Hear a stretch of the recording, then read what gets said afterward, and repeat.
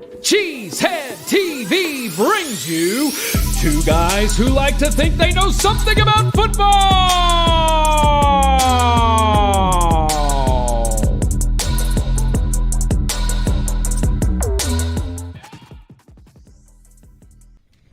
Good evening, everyone, and welcome back to Packer Transplants Live. I am Aaron Nagler, and joining me, as always, is Mr. Corey Behnke, my partner here at Cheesehead TV. I'm coming to you live from Cheesehead TV, New York. Corey joins us live across the street from Lambeau Field, and we are ready to talk some Packers. What do we have on tap today, Corey? Today, we break down the big win in Seattle and get ready for a Monday Night Football game at Lambeau Field that could clinch a playoff berth for the green and gold. But right now, it's time for the good, bad, and the ugly. We got the good. We got Edgerrin Cooper. We got the bad. We got LaFleur throwing a challenge flag. We got the ugly. We got those Seahawks uniforms. Holy Toledo, are they ugly. My eyes haven't recovered. My retinas have been burned. They've been seared, Corey. Who thought, you know what? Let's pay homage to Mr. Yuck from the 80s. That's what I don't. Let's pay homage to puke. Let's pay homage to toxic waste. That's what it looks like. That is kind of what it looks like. I'm actually a fan of LaFleur's challenges, I got to be honest with you. I can't believe you're saying this. I'm a fan of LaFleur's challenges. Yes, yeah, yes. Sure. Because here's the thing about the Green Bay Packers. I don't think anybody knows this, but our secret is that timeouts don't matter. Okay, this is our philosophy in life. They do not matter. Especially in the first half. No question. In the first half, they have no meaning. Yeah, they have zero meaning. So the thing is, like, it's just one of those things, you know. It's just one of those. You know how like one of those things. Nah, you know how like Dan Campbell, his signature is to do stupid aggressive going for it shit. On fourth down. Yeah. Yeah, but like really dumb aggressive shit that gets him in trouble. But like, he has the number one team in the NFL, arguably, or one of them. Yeah. One of them. So LaFleur needs a signature. He needs a signature move. He needs a signature kill style. So what you're saying is what he's done while coaching arbitrary one challenges. Of the best teams in the league, right? No question about it. The Packers are up there.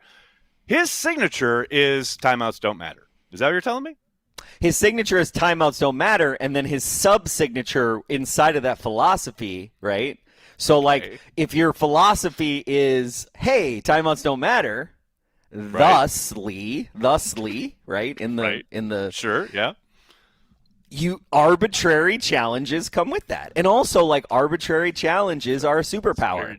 Like, the only way that timeouts don't matter is if arbitrary challenges are a superpower, right? Timeouts don't matter equals arbitrary challenges are superpower. See, but okay.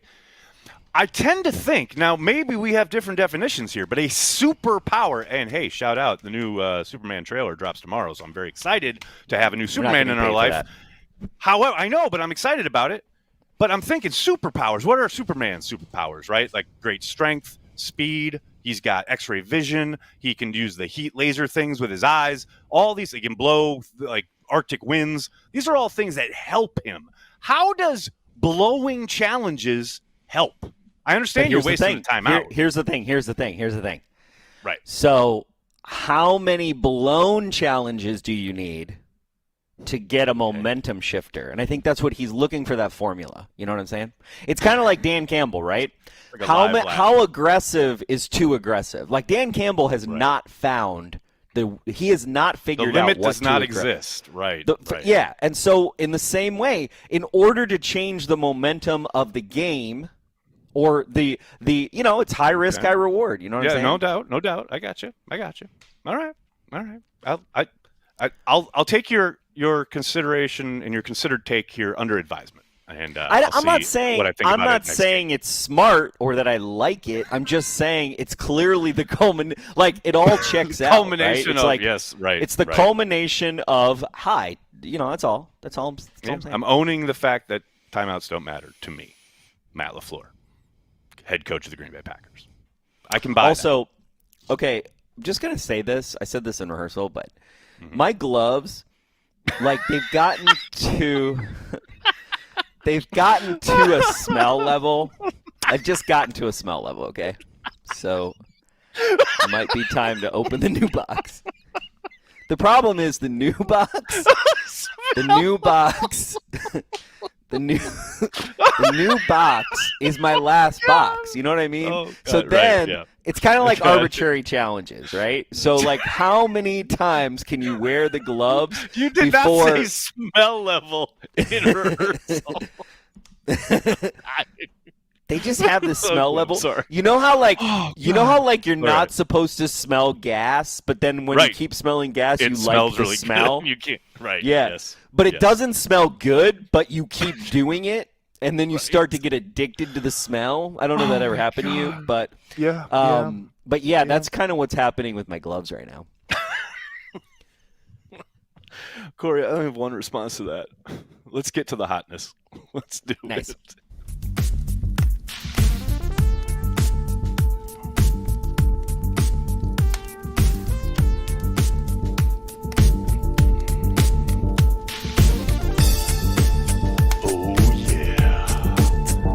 Time for the hotness.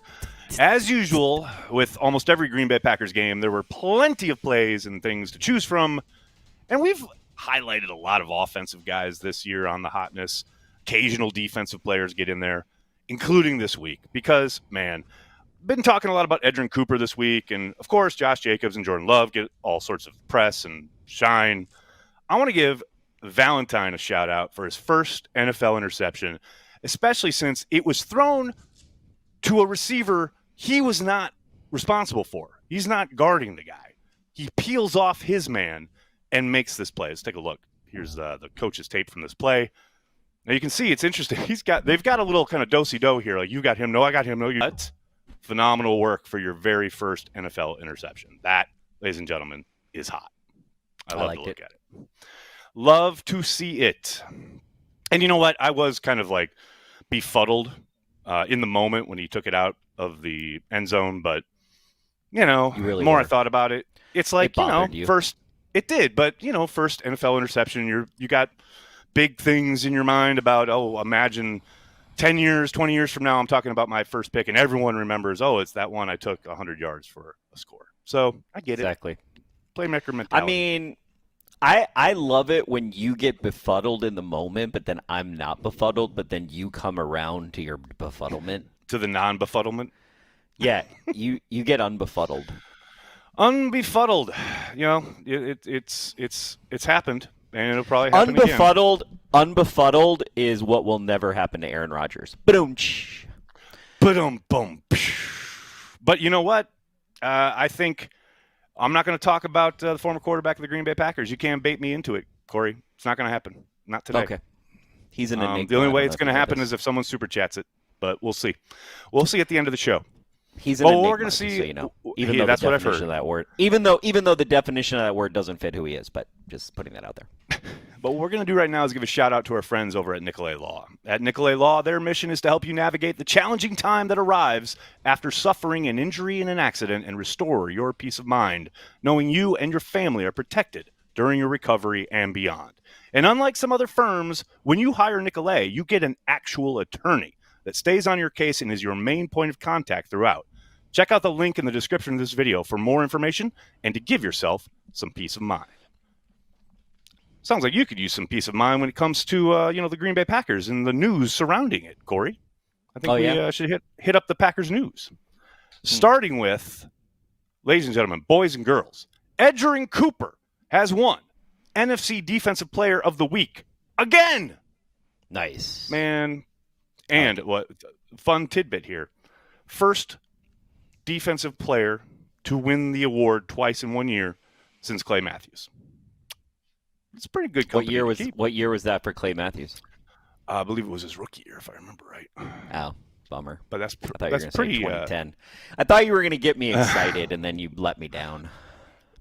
Sorry, brother. Story of my life. But pretty exciting. Pretty exciting stuff. I mean, that's a kid who could have potentially probably been in the mix for Defensive Rookie of the Year had he, stayed healthy these last 3 weeks. But it's great to have him back out there. And who knows? Maybe he wins it a few more times. Maybe he wins Defensive Player of the Month at the end of the month of December. We'll see. Other linebacker news, Quay Walker is week to week with an ankle injury. Matt LaFleur indicating that, quote, we'll give him the week, which almost always seems to indicate that he's probably not going to play. Whenever they say we'll give him the whole week, yeah, that usually means he's not going to be suiting up for the next game, which is on Monday night. So maybe that extra time makes it a little different, but I would be surprised if we see Quay out there against the Saints. On good news, injury tip-wise, Watson and Love both escaped serious injury. You saw Watson go down there at the end, kind of drag himself off the sideline. He said in the locker room afterwards he just got shinned on that play. Nothing to worry about, but I can imagine it was probably pretty painful. And then Jordan Love took a hit to his leg, and he was kind of hopping around, limping a little bit, and people were worried. And LaFleur indicated absolutely nothing to worry about there. He'll be a full go at practice, which begins this week on a Thursday, tomorrow instead of Wednesday because of the later day start of the game. And speaking of that game, Corey, the Packers can clinch a playoff berth with a win on Monday night against the Saints. Nice. I don't know if you were aware of this, but I was. Big win. I thought we would have clinched one last week, but I was wrong. It would have been nice. What's funny is they could potentially clinch a playoff berth on Sunday, right? Before playing, but it would include I believe the Giants beating the Falcons, which I don't see happening. But crazier stuff has happened, so we'll see. But most likely the Packers will be waiting until Monday night to clinch a playoff berth. I saw some stuff that they're maybe going to flex the Vikings game. There's still an opportunity to move the time. They can't move the day. Right. But they could potentially move it from 4, noon. Right? Yep. They have until Tuesday. Tuesday is the drop dead date for moving the start time. I feel like they'll do that. I do too. And I know that people were kind of befuddled that they didn't put it in prime time. But that would have required them moving networks, and this game has to remain on Fox because the last matchup between the Vikings and the Packers was on CBS, and Fox has to get at least one of those. So they will remain on Fox, but it could, like you said, it could move to that late afternoon window. It's moving. Yeah, I suspect it will. The fate of the NFC game, basically, the only team that can potentially beat the Lions for the third time, or in the third game. We'll see. There you go. The heir apparent to the NFC Championship game. Man, it's so gummed up because the Vikings have to play the Lions again. In Detroit. There's a whole lot going on. The Vikings are frauds, by the way. The Vikings are frauds. I'm shocked to hear you say that, Corey. I'll be they honest didn't look with great you, against the Bears. I'll say that. They're frauds. They're complete frauds. Dude, did you see in my Twitter handle? I have this.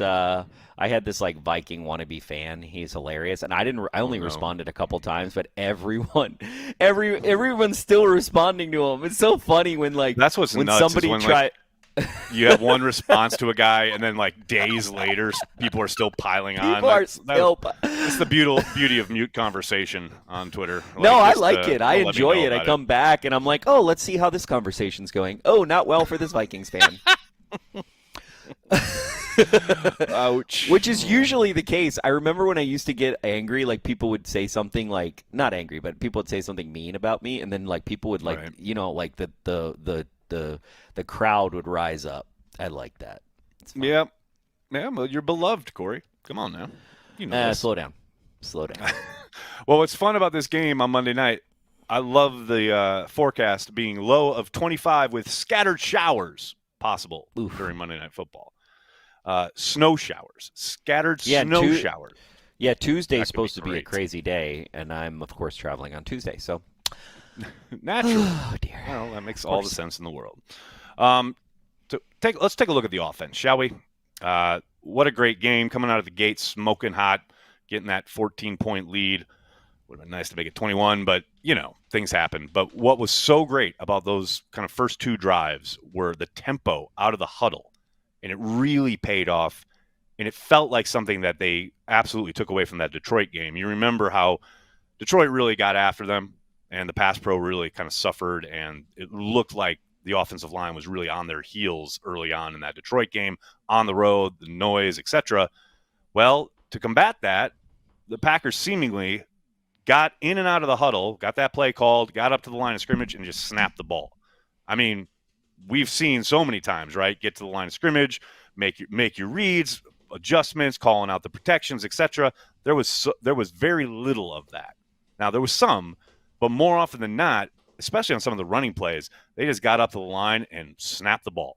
And I think it did help because it caught Seattle somewhat off guard, but it also meant that Seattle couldn't pin their ears back with the play clock winding down, which happened a couple of times in Detroit. So I thought that was a really smart adjustment on, LaFleur, Stenovich, etc., the entire offensive staff.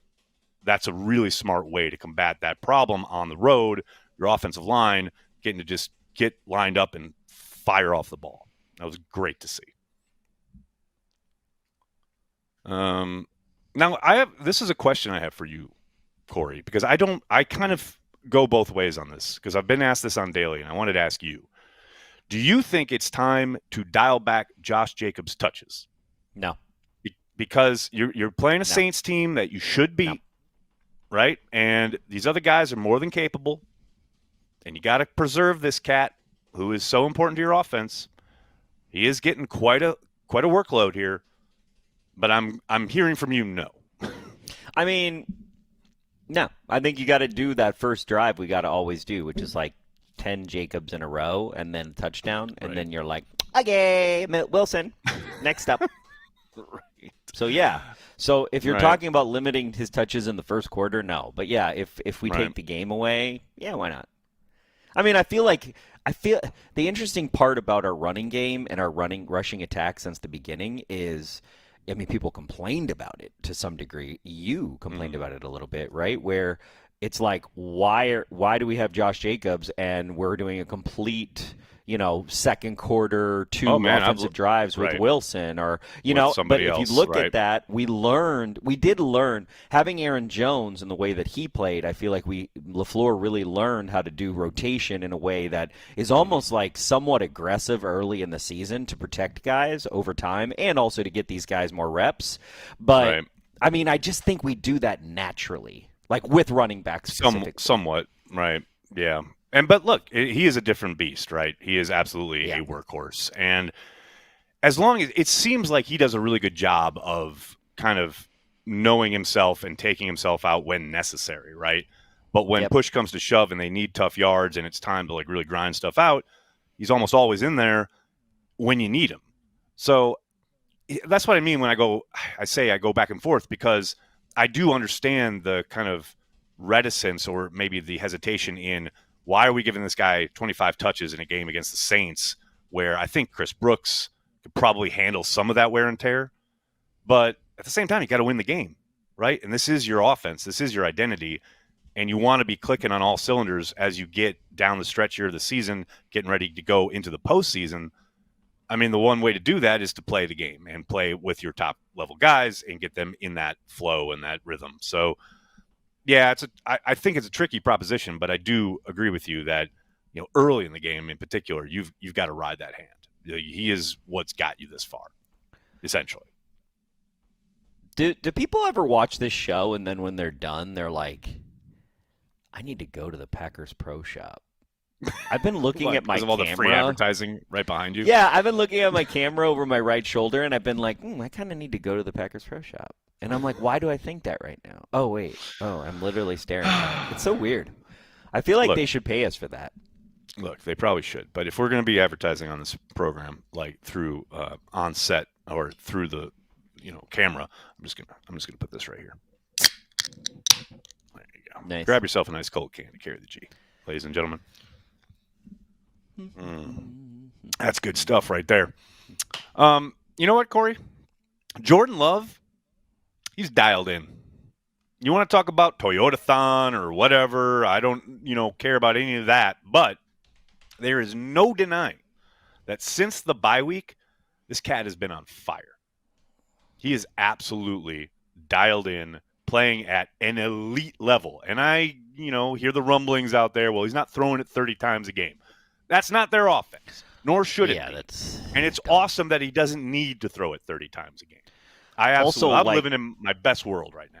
Dude, there are some people out there, like this is going back to my Twitter feed. There are some people out there saying that he's not the best quarterback in the NFC North, and I'm just like, do you watch football? Those people are not they're imbibing before they get on the surface there, the platform, and then he's the best quarterback in the NFC. Which the other good quarterbacks are in the Corey, NFC, what's funny? Lucky, we're talking junk because that's what we do. But look at the nerds agree. Kevin Cole put this out there from Unexpected Point. Look at this. Look at the nerds are all over this. It's not just the eye test. It's not just Packers fans. Look at that. He's a top 3 quarterback in the league using any metric you want to name. The guy is balling out. So it's not just Packers fans blowing smoke. It's not just, we really want him to be good. He's playing really well. Mahomes He's playing a position on there at an insane level. Oh, Mahomes is coming off one of his worst games in a long time. So, but I would still, he's still I would still say he's still Mahomes. Josh Allen are him and Josh Allen are the 2 best quarterbacks in the league, and then Lamar Jackson, and then probably Jordan. I mean, Jordan is playing at an insanely high level. And what I think some of the thing, it's funny because when people kind of come across some of the advanced metrics kind of supporting that statement, I always see responses like, I saw a Packers fan today. It was like, I just wish his numbers were a little better, meaning his old school stats, right? What?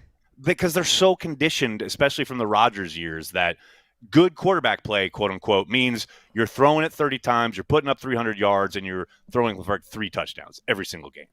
And it's he's still incredibly productive, but he's doing tons of stuff that won't get on that traditional stat sheet, but he's keeping them ahead of the sticks. He's keeping out of negative plays, and he's still making insane throws. Every game, there's at least 2 or 3 just sicko Jordan Love throws. So it's not he's just checking it down. He's just a game manager. I wish. He's still making insane plays. So, I wish we had. Yeah. I mean, we definitely screened a little bit more in that game, but we could have had it. We could have had a few more checkdowns, to be honest. To be completely honest. Well, we talked about this a little bit on Happy Hour last night. One of the things that the Seahawks did well, and I suspect we might see more of this, because he had been doing or has been doing a much better job in that regard since the bye week, hitting the checkdowns. I think you'll see, and Detroit did this as well, more numbers in pressure, blitzing more, just to keep the backs in.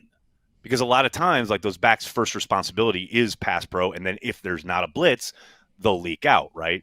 So I think teams will start and have started sending more numbers simply to tie up those backs and eliminate the check down possibility, because Matt does call quite a few longer developing plays, right, in certain situations. So you're trying to work against tendencies there where, okay, we know they're probably going to try and push it down, so let's blitz to tie up that back or that tight end and eliminate the possibility of a check down. That's the cat and mouse game. Excuse me. But I wouldn't mind a few more called plays for tight end in the flat, a running back as an angle route or something like that. I just realized I never got to talk to Donald about his opinions on motion. I meant to ask him about that. Oh, that would have been an interesting conversation. I just wanted to get his take on, how much motion did you guys run in, your time? Because they ran a lot less statistically and percentage-wise, but not probably 10 or 20%. But they still utilized it. Less. Right. They utilized motion a lot, so I just wanted to get – I remembered writing it down, but of course I didn't look at my notepad when I – we were a little preoccupied. Yeah. We were doing some stuff. Let's switch it over to the defensive side of the ball. Good Lord, Edgerrin Cooper. Difference maker. This kid is so exciting to watch, and you can see obviously the explosiveness. You can see the big plays, no doubt about it, getting the quarterback on the ground, big interception, tackle for loss. But Corey, what I absolutely love about him, it's very clear when he's on the football field and somebody has the football, the person with the football doesn't understand that they think they have the angle, they think they can turn a corner, they think they can outrun him. Anything they're thinking is wrong when it comes to what Edgerrin can do to close that gap. We've seen it so many times where guys see him and they try to bounce outside or take a different route, and he just eliminates it. It's special. It's special stuff we're seeing from Cooper, or at least we saw from Cooper on Sunday night. New York City. Is that you or me? Oh, New York City. That's me. That's me. Here's what I don't understand. Mm-hmm. Was Sunday night a fluke for our pass rush, or is it the beginning of a trend? Well, that's entirely up to them, obviously. It was what they were supposed to do against that team and that offensive line. They have been poor against the rush all year long. They have been problematic in pass pro all season. Now, that said, we've faced that type of team before and haven't really done much, So, to me, that's a step forward for the Packers. As far as we've seen them go up against all manner of different offensive lines, and it hasn't really mattered. They haven't been able to generate much of a pass rush. Well, okay, the first step is, get it done. Do it. Dominate this team that you should dominate up front. Well, box checked, right? Now, can you find that consistently against, obviously better competition, but just whoever's across from you? Because it's not like they overwhelmed them. Some of it was guys making great moves. You saw a spin move from Wyatt. You saw a number of great combinations where you have stunts, what have you. Edrin Cooper's sack, he's literally setting a pick there initially and then gets off because the running back, comes off of him. So now he's got a free run lane to the quarterback. And again, I'm talking about he just explodes. He just covers ground so quickly. So it's like if they can keep doing that, that doesn't necessarily require a poor offensive line to take advantage of, but they got to find some more consistency. To your point, is it real? Is it a mirage? That's entirely up to them. It doesn't feel real to me. I'm going to be honest with you. It doesn't feel real to me. I hear you. I totally get that. Because we saw back in week 3 down in Tennessee, they got 6 sacks. They got a bunch of sacks that day. And we were like, okay, they're finding it. Here we go. And they got after the Texans, but and most then what of those was games the game have you been promised pretty me few and sacks far and between. we didn't get sacks? It's like last year. That was the Giants against last the year, Giants. sir. No. That was true, but there was a game this year where you promised me sacks and then we didn't get sacks. I didn't promise you sacks this year for that very reason.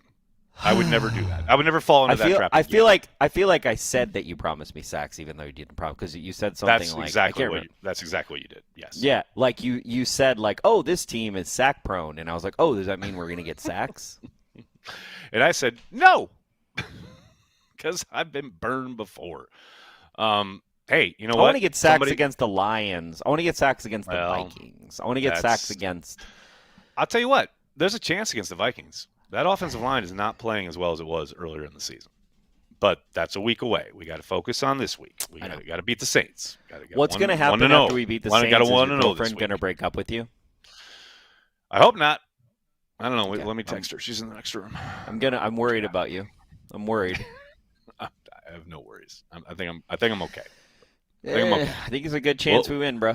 So that I have no doubt. But I know how Saints fans are. I feel like Saints fans, they're pretty diehard, and they hold grudges, and they got voodoo and shit. I told you the biggest fight we've ever been in was about Drew Brees. This is true. We've been dating for almost 3 years now, and that is still the biggest fight we've ever done. You said he sucks, and that she said he's. I didn't say he sucked. I said he was, towards the end he couldn't throw, and they had built their whole kind of franchise around trying to get him back to the Super Bowl, even while it was very clear his skills were diminishing and blah blah blah. And she didn't take kindly to that. Drew Brees is a hero. He never was the guy that he was always the projection guy, in my opinion. How do you mean? Everybody projected him to be good, but then he was only good for 2 years. Well, he was really productive. I mean, Sean Payton's offense helped. They had a bunch of weapons. He was good. There's no doubt about it. But by the end, he was not. It was hard to watch. I mean, that's the other thing. He just couldn't throw the ball. Aaron Rodgers can at least still throw the ball, even though he's not playing very well or at a very high level, although he did have a good game this past weekend. But, he can still zip it. He still got mustard on the hot dog. Drew Brees had a noodle arm at the end. Yeah. Anyway, we digress. Yeah, he did. Here's the question. Can Valentine grab the job, please? Can he grab the job? Without question, his best performance of the year. And that's not even just, yes, he got the interception, but just hands down his best game of the season. And I know Matt LaFleur said there's going to continue to be a rotation. That was last week prior to this game. Can this game maybe, hopefully, change the conversation a little bit? Because I don't need more Eric Stokes in my life. I feel like Eric Stokes has the greatest practices of all time every week. That's got to be true, right? That's got to be true. How is there any other evidence to say, no, we got to keep him on the field? Bro, he gets an interception like every day, I'm sure. In practice, right? Yeah. I mean, he did have a strong training camp. We were there. He looked good. Maybe that's it. Maybe he's like an all-star. But I mean, like, what is exactly the criteria? You know what I mean? I wish I knew. Speaking of guys having good games, can we get more of that from TJ Slayton, please? I mean, it feels like TJ has been a bit kind of MIA for much of this year, but man, he absolutely went to town against the Seahawks, and they're going to need more of that going forward. I don't care who it is they're facing. I don't care what the offensive approach is.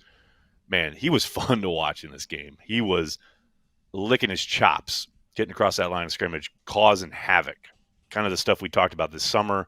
I remember asking Hafley about him maybe not being a scheme fit, which Hafley bristled at. And, man, Sunday night certainly suggested that there's something there. So, getting back to your point, Corey, can we see that against other opponents? Can we see a little bit more of that going forward? Because he was very exciting. Very exciting. It feels like it's been a minute since he's been exciting too. So, yeah. I mean, this is by far his best game of the season. Like, not even a question. I think he shined like a little bit early. I want to say early October, but around there he did some things. But man, he has been pretty pedestrian for much of the season. But he was very good in Seattle.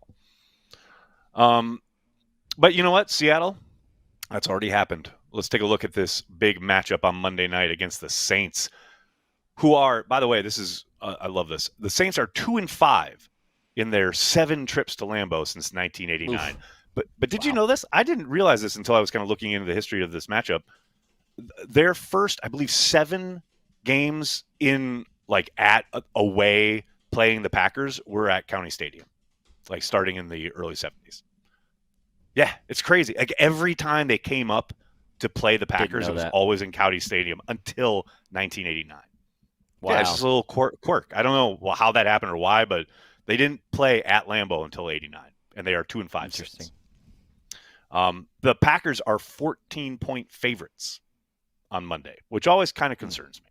Like, yeah. I'd feel a lot better if it was like Packers by 8 or something. I feel like what is the ratio of games where we're favored by double digits where we lose versus win? I feel like. You know what? Actually, I want to say it's 50-50. Actually, I think it's a little better. I'd have to go look, obviously, but I do think LaFleur has been really good in that regard. As far as if his team is a heavy favorite, they've usually covered the spread. But that's just guesswork on my part. Like I said, I'd have to go take a look. And finally, a little reunion on Monday, Corey. Packers legends Jamal Williams and Marquez Valdez-Scantling returning to Lambeau Field on Monday night.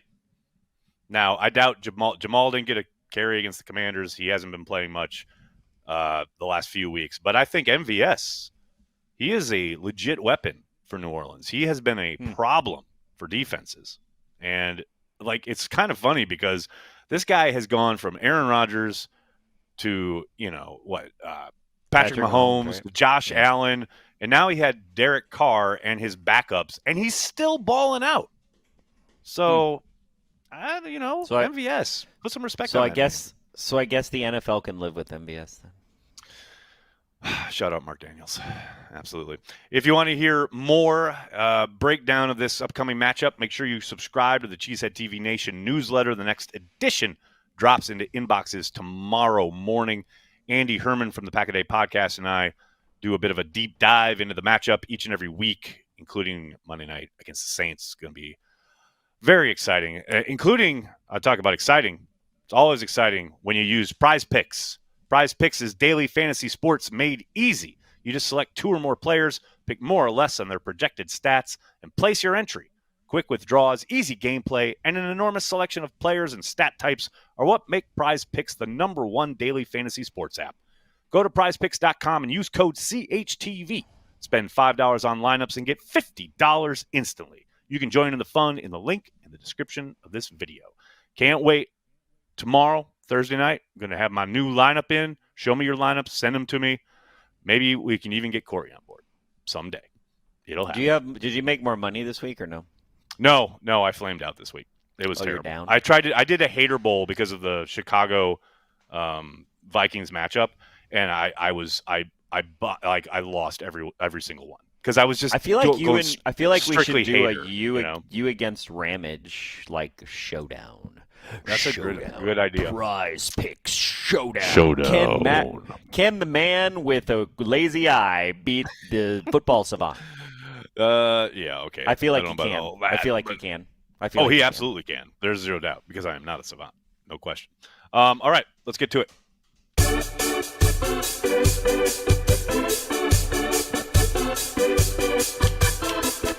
This week in the Packer Blogosphere.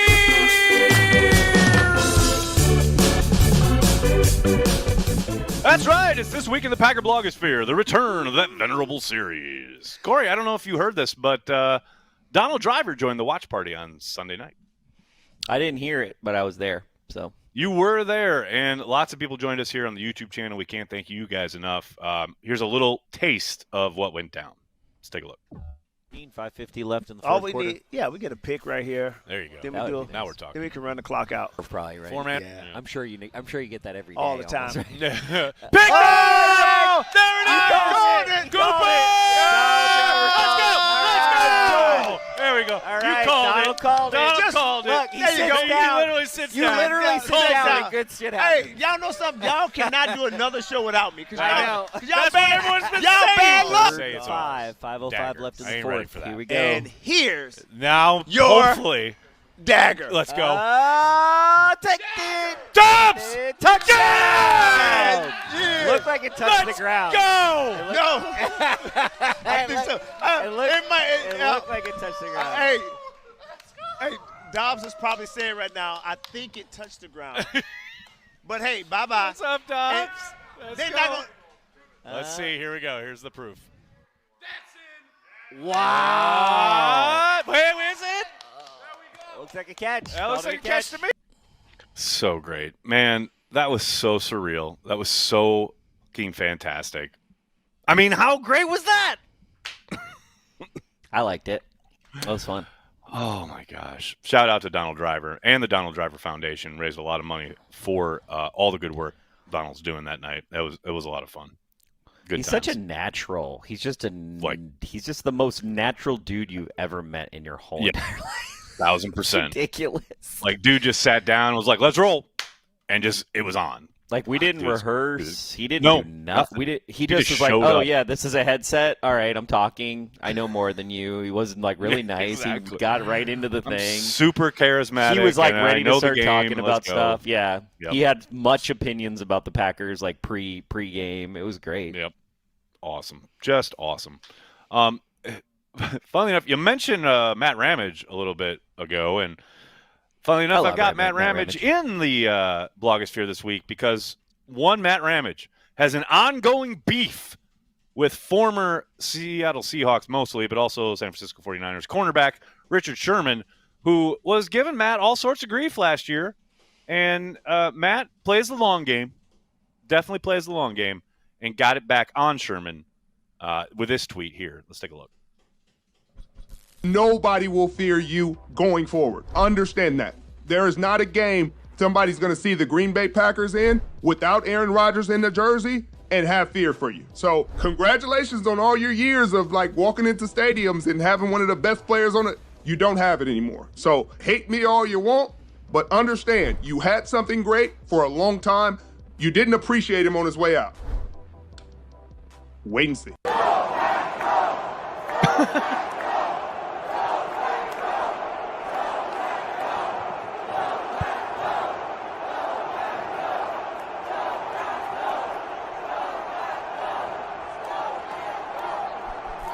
As he says there, we waited and we saw in your house, Richard. Those are Go Pack Go chants in your house. We waited and we saw the Packers know what the fuck they're doing. The funny thing about Richard Sherman is like, okay, you know how people are like, yeah, former players, like if you didn't play, like I didn't play, you didn't play, right? So we don't know anything. We don't know anything. Richard Sherman has said stupider shit on the internet than me, and he's only been at it for like 2 years. So, well, his latest and I've thing said now some is, stupid shit, you guys. I've said some dumb shit on the internet live. Well, his new thing like now is shit. like he was Really literally dumb. chirping on Twitter at some Packers fan about how the Packers are scared to let Jordan Love throw it 30 times a game. I'm like, bro, dog, no. You clearly played on defense. Like, stop talking. Like, that is the most ridiculous thing I have ever heard. But, it's just great to see Ramage get one over on him. And then finally, in Blogosphere, I did want to play this. This is John Gruden talking about back in the day when he was on Holmgren's staff with Andy Reid. I don't want to say too much else. He was on the Bussin' with the Boys podcast, but this is phenomenal storytelling, and this is just great. Let's take a listen. Biggest rival coach out there where you're just like, I want to get his ass. Whether you guys went back and forth, who was your biggest rival? It had to be Andy. It had to be Andy Reid. We're on Mike Holmgren's staff in Green Bay. Andy played for Mike Holmgren at BYU. So he was kind of the teacher's pet, Yeah. So we had this big board. Me and Mariucci and Andy Reid were young coaches at the time. And we would put the plays on the board with the formations. And these are the plays that we think should be in the game plan. And Holmgren would be doing his thing. He'd come in, he'd sit there and look at the board. And in a different color would be a new play. And Holmgren was always like, whose play is that? Andy goes, that's my play. That's 69 handoff solid. You get on the board and draw it. Mike would put it in. And Andy would look at me and Mooch like, I'm smarter than you guys. Yeah. So Andy would get a play in the game plan, and it would be called. And it gained 6 yards or it gained 8 yards. And Andy'd walk around the office all week like, that son of a bitch. That's awesome. So now we're not playing good. And people are starting to get on Holmgren's ass a little bit. So we go into the room, there's all the plays, and there's this play called Fox 3, fullback slide, 58, all go Z search. Holmgren's like, what are those plays? I go, those are my 2 plays. And I had to cut up and well, you don't like our plays? Is that what your problem is? You don't want to run our, he was on my ass, like yelling at me. I'm like, fuck.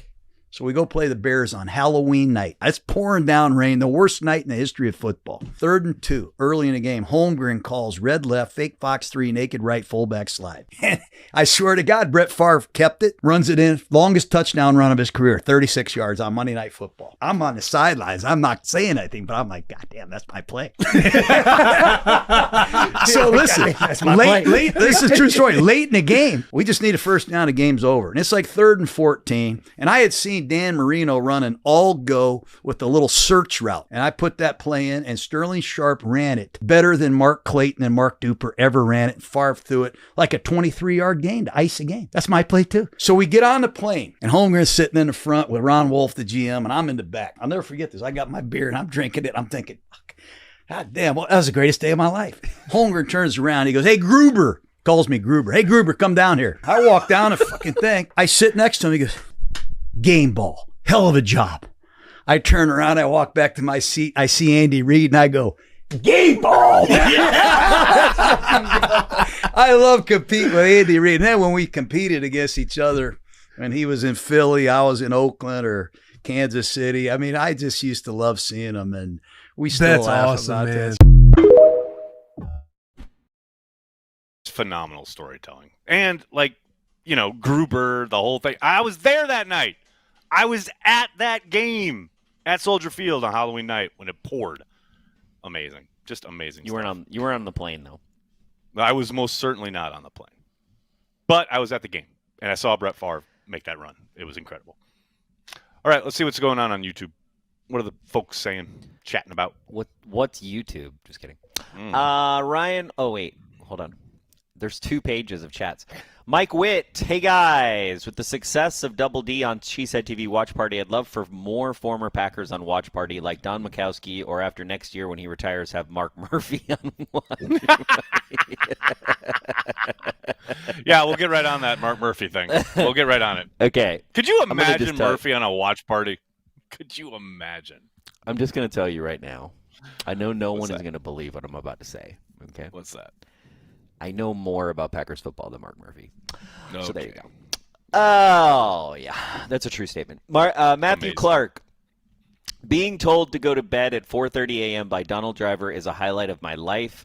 Mrs. Clark, conversely, didn't find it so when woken up to hear my news with a can of cider in hand and slurring heavily.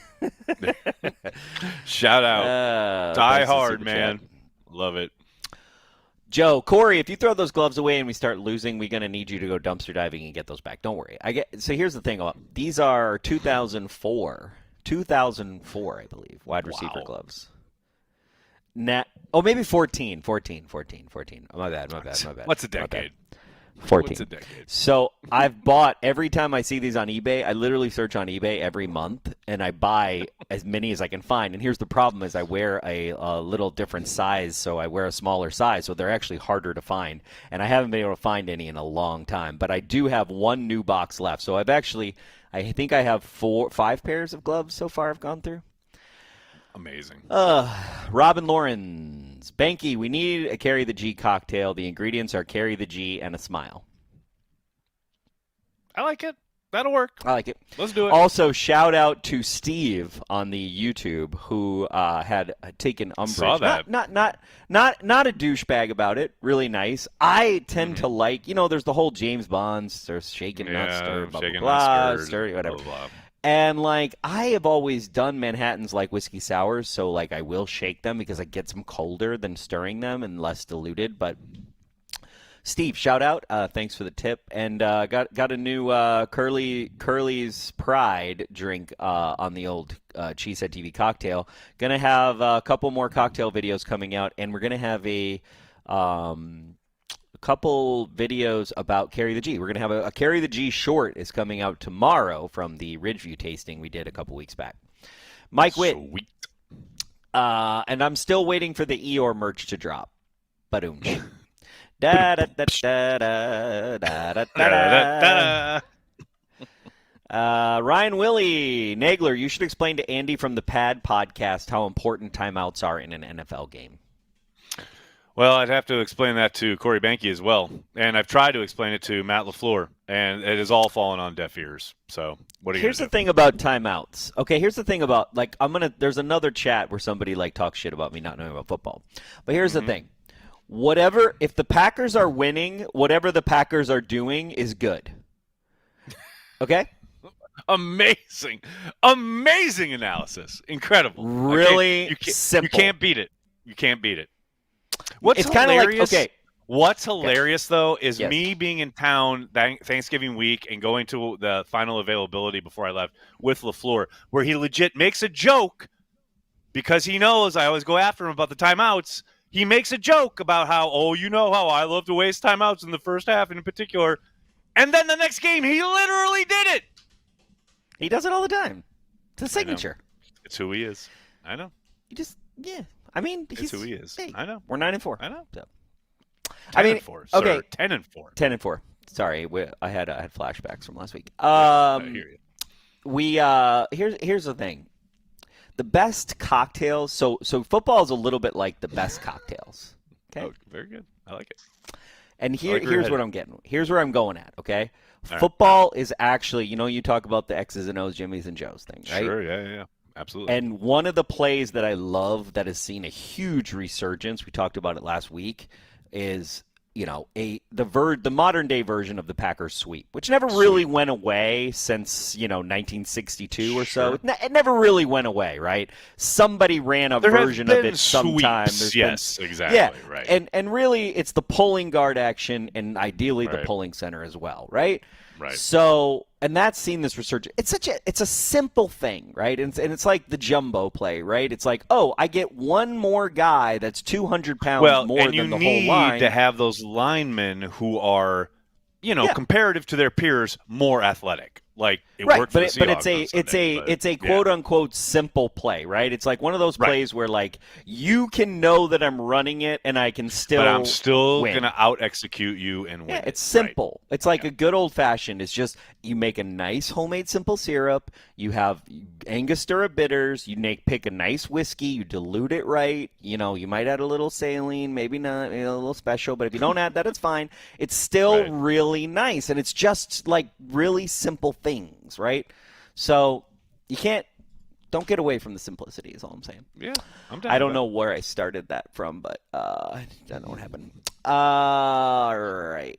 You were making comparisons between making cocktails and the game of football, which I'm down for. Yeah, well, it's the simplicity. It's the simplicity. Clay Minnick.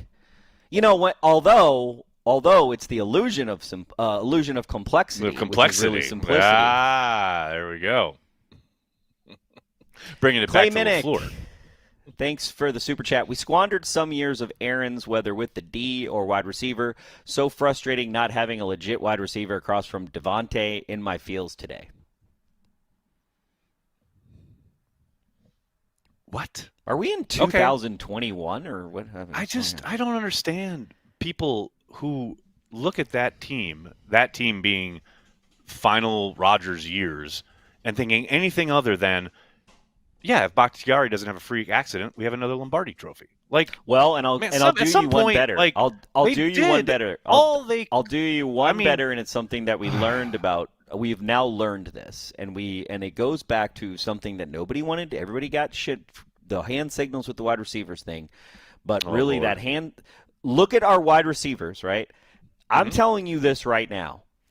If in 10 years that Aaron Rodgers, so from when did he leave? 2022. So from 2012 to 2022, if Aaron Rodgers had spent a little bit more time with his guys and in training camp and in mini camp and in all the things that he poo-poos right now, guaranteed we win a Super Bowl. Guaranteed. There's no way we don't win a Super Bowl in those 10 years. If he just spends the time spent with your loved ones makes all the difference in the world, Aaron. Especially this holiday season. So there you go. Johnny Rivers, has Matt LaFleur shared any stories about his childhood? If he had the penchant for mischief I did, I think it makes total sense why he doesn't like timeouts. Wow, that's deep, Johnny. So a joke with a so hint he didn't of truth searching. I like it. So wait, so the idea is he doesn't like timeouts because when he was people put took timeouts, in timeout, they would sub him out as a punishment. No, just a parental timeout. Like, you're in a timeout, Matt. Got it. Kind of thing. Yeah. Got it. I don't know, but I know a new edition of the Matt LaFleur podcast just dropped from Matt Schneidman, so maybe Schneidman asked him. Doubt it. Go and find out. I mean, here's the thing. Like, has anybody done an analysis whether timeouts in the first half actually do anything good? I don't know, Corey. I want to see the science. I want to see the science. You're going to see the numbers. You know I want to see the deep dive. I want to see the papers out of Harvard. I want to see Harvard the PFF was way ahead. grades. Harvard was way ahead. Somebody at Harvard was way ahead back in the day. I mean, I'm talking like 10, 15 years ago, doing a study that said NFL coaches should be going for it on fourth down a hell of a lot more. Now, I don't think they had Dan Campbell in mind, but that was way before teams started going for it on the plus side of the 50, etc. So maybe some intrepid researcher in an Ivy League school or somewhere else will produce that report for you, Corey. Possibility. Okay. Ed, have no feelings at all about the Saints, just want the Packers to roll over them. I love this idea. I'm all about it. I like where you're at. Mike Witt, after 14 weeks, does Brandy Lewis like Halfley? This is an excellent question. I believe she was trending towards yes. I think it's doubtful. Is what I remember from the last chat on Daily a couple weeks ago. But things may have changed. We'll have to check in. Brandy, if you're in the chat, which I assume you are, let folks know. Yeah, I didn't see what her response is, but she answers in a little bit, so we're going to get to that. Okay, there we go. Joe Mailman, Saints run D not good. Run, Josh, run. There we go. I like it. Now we're talking.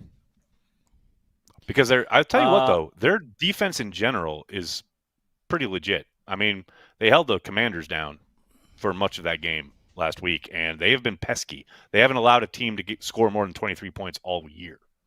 So, it's not going to be an easy task. Are the Commanders good, though? They're a playoff team. Right now, as we said. NA Productions, did Donald Driver remember when? Yeah, he did. He did. I told him certainly did. I told him I was going to do that, or I thought about doing it. He laughed. He thought it was funny. Mike Witt, any trash talk between you and the girlfriend, Nags? Not a ton. We're kind of ignoring the fact that, the Saints and the Packers are playing this Monday. It'll occur. It'll happen. I'll be here in this room doing watch party with Corey, and then I'll have work to do after the game. She'll probably be asleep by the time I go to bed, and that's probably for the best. Brandy, Halfley both pisses me off and makes the game winnable. Typical Packers football. There you go. I mean, you're not wrong, Brandy. You're not wrong. There you go. I'm not explaining what my gloves smell like. Cody McCullough, hey all, I have to apologize. Since my son has been born, we're 3-1. My mistake was letting Grandpa hold him before the Lions game and him saying he's going to be an Eagles fan, taunting. Oh, my Lord.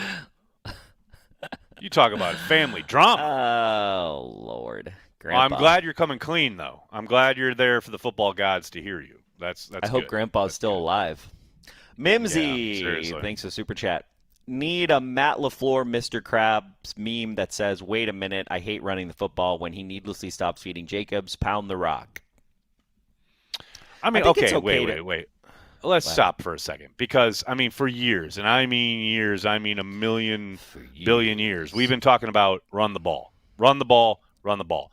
Matt LaFleur, Mr. Throw It Around the Yard, has committed to running the ball this year more so than any other season. Not only that, he is, any Packers play caller in, I want to say, since 2003, when Brett broke his thumb, and they knew they had to run the ball with Ahman Green. It's that level. So it's hard for me to sit here and say, oh, Matt needs to do this to commit to the run more. He's committed to the run in a big way. KT Goodlow, thanks for super chat. First time catching you guys live before work. Go Pack Go from Fort Worth, Texas. What's up, KT? Thank you. Thanks for checking in. What's up? Thanks for the support. Appreciate you. Mimsy, how did Minnesota GB not get flexed? I'm going and thrilled. It may become flexed. It could still be moved to the late afternoon window. They have until Tuesday to make that call, and they, like Corey said at the top of the show, they probably will. Panda Man 6, and this is technically in regards to my comment about Drew Brees only being good for 2 years. Oh, here Corey's we go. lack of ball knowledge is so annoying sometimes, LOL. Okay. Panda Man 6, meet me at camera 4. Okay. I'm going to say this right now. All right. Okay. I understand that this is an entertainment show, and I'm trying to entertain you. I may be failing, but also where my spine is, so here's the spine of the character that I play on Packer Transplants. It's actually my own spine in real life. I only, and when I'm using the word only is not, it's an understatement when I use the word only. It's not a word that's strong enough. So I only care about that place. That's the NFL for me. That's everything. Every other 31 teams, you know how the Harlem Globetrotters, they just play a bunch of shitty teams? That's how I feel about the NFL. Okay? So Drew Brees could have had 10 fucking good games or 10 fucking good seasons. I don't give a shit about Drew Brees. Did he ever play for the Packers? No, I don't give a shit. So I don't care. So I can make a joke on, hey, he only had 2 good years because I don't give a shit. Okay? So just letting you know that, buddy. Mike Witt. Never thought I'd say this about a kicker, but I think McManus is number one priority. Come on, Mike Witt. You couldn't even finish the chat. Wow. Just refund his money. What does it say? Just refund his money. Wait no, a second. I'm not going to read it. No. You can read it. No, if people can read, it's on the bottom. I'm reading it now. But I think McManus is a number one priority to re-sign. Especially after Carlson and Narv puppy experiment, and I just kicked my mic down. Yeah, as one Mike does. Witt, I'm going to refund your $5. Thank you. Matthew Clark. Shout out to our O-line, been so consistent as a whole. Thank you, Matthew Clark. Very good. Absolutely. Very important statement. I know that last year we were really concerned because we kept going back and forth and back and forth. Well, I so do many think kind of turnstile, like left tackle, right guard, guys in and out, blah, blah, blah. And then the group did not perform very well out of the gate last year. They have been stalwart this season. No question. Yeah. I mean, last week, not last week, but the week before the Lions game, they weren't that great. Yeah. But to start, Rasheed they righted the ship. Rasheed Walker has been crazy good. Like he's been so good. Down. He's been so I still good. want to replace Josh Myers, and I don't know if that's And just guess what? The Packers are probably going to. So you'll get your wish. That's my guess. Corey Lindsley gave me this poster of him that I think I showed you, and I put it in the Nagler suite on top of the 1936 equipment trunk that I have. Nice. And it looks really nice, and it just made me. I looked at it. I was just staring at it. Made you nostalgic. And I remember when we had a good center. That was nice. Yeah, those were the days. Alas, Mike Witt. 30 years ago today, Brett leaped into the end zone in County Stadium to beat Atlanta. Great game, great memories. Go Pack, go guys. 34-17, Pack Monday. Mike Witt, why can't all of your super chats be like this? You know what I'm saying?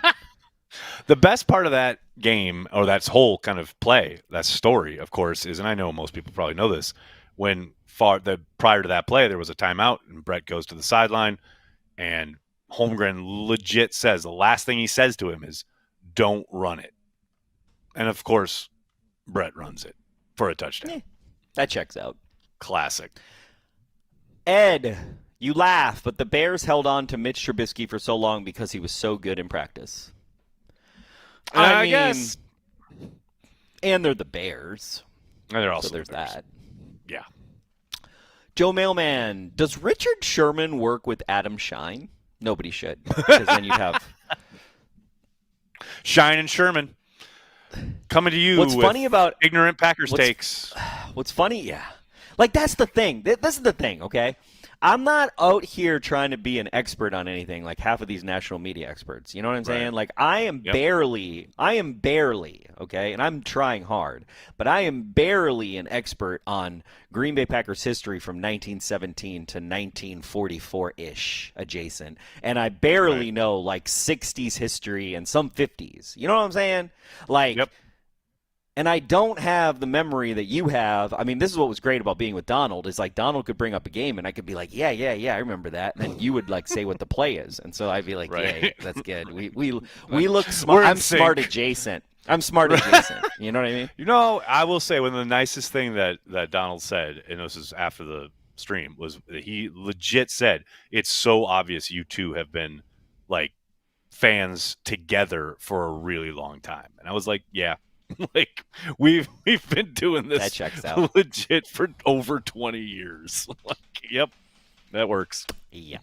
Andrew Ware, 2014, because I have the same pair, found them. Oh, yeah, thank you, Andrew Ware, my gloves.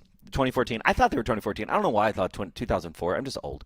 2014, because I have the same pair, found them locally in Memphis on FB Marketplace. They made the trip to Lambeau this year. We're winning on Sunday. 34-14, playoff spot secured. Go, Andrew. So what you're saying is, Andrew, you're copying me and you're taking gloves that I need?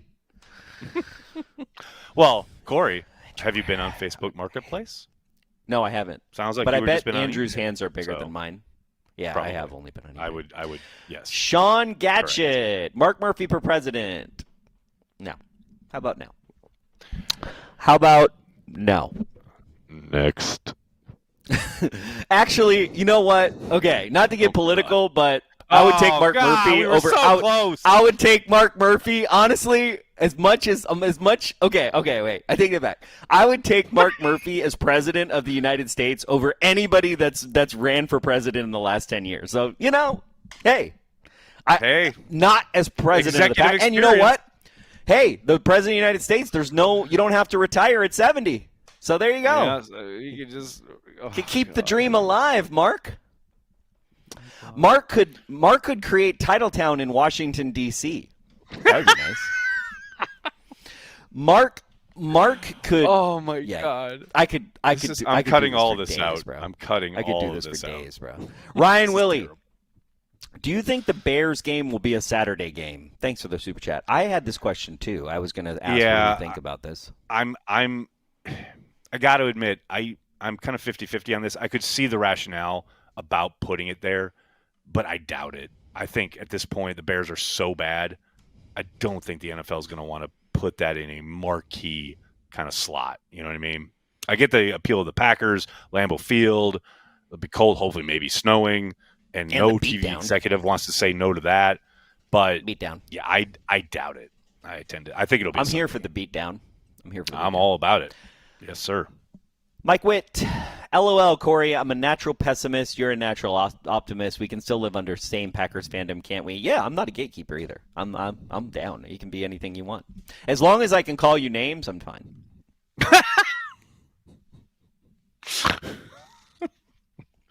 I mean, true. I'm not very true. It takes all kinds of Packer fans, and it does. Yeah, I'm here for all of them, and we're here for all. We're dedicated to Packer fans worldwide. So worldwide, baby. That's literally been our slogan since 2007. It's all about Packer fans, and so yeah. That's what I never understand about this younger generation who like really kind of take umbrage and like divide things in the fandom. Like, I get it. You don't agree with certain takes. You don't like maybe the way people approach the game, like things like that. I get it, man. It's not for you. That's fine. But like the way the internet devolves into like personal attacks and just kind of really kind of belittling and tearing people down, like that's just wild to me. I don't get it. We're all Packers fans. We're all rooting for the Packers to succeed. It's pretty simple in my eyes. Johnny Rivers, Putin is a complicated fella. President Mark Murphy. Oh, Jesus. Look what you've started. I mean, maybe we should find a spot for Mark in the Trump administration. You know what I mean? I mean, why not, right? Let's go. Herschel Walker, either that, your latest ambassador to the Bahamas. He's either going to do that or run his Door County Golf Club. You know what I mean? A country club. So country club, yeah. Could happen. What else we got? That's all we got. All right. Shout out to our Patreon members. Cheesehead TV could not exist without you guys. You're the lifeblood of everything we do. If you would like to support the Cheesehead TV brand in any which way, shape, or form, head to patreon.com/cheeseheadtv. $5 a month is all we ask to help keep things afloat, keep the lights on. People have been doing it for years. You guys are the lifeblood of Cheesehead TV. Cannot thank you enough. Carry the G Club members here on YouTube. Thank you so much for the support. You guys get early glimpses of the Corey Behnke cocktail videos each and every time they get uploaded. So thank you. Thank you for the support, and thank you for making watch parties a ton of fun. You got anything else for the fine folks at home, Corey, before we head out into the night?